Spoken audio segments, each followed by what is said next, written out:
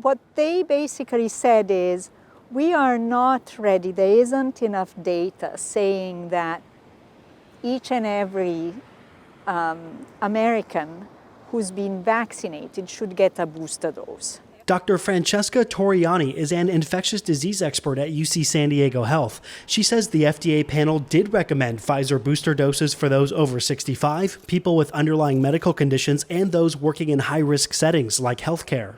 They were very deliberate in really concentrating on that population. And I think that is a reasonable thing to do. Torriani says the good news is that data shows the Pfizer vaccine still offers great protection months after vaccination for most people.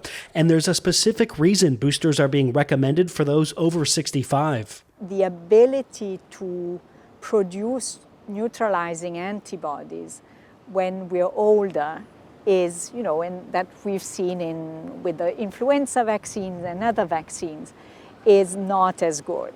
Later this week, a CDC advisory committee will take up the issue of booster shots, meaning by the end of the week, federal health officials could officially give the go-ahead for seniors and healthcare workers to start getting them. We are ready, so our hospital is ready to go as soon as we have approval.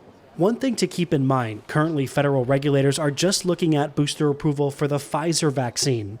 That means if you got Moderna, you'll have to wait a little bit longer. Torriani says those who got the Johnson & Johnson vaccine will be able to get Pfizer boosters.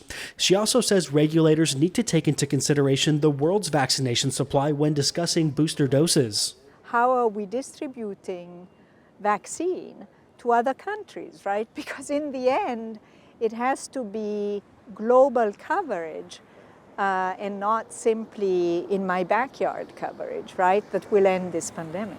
The immunocompromised are already eligible for Pfizer booster doses. Torriani says it's not out of the question that when more data comes in, boosters could be recommended more broadly.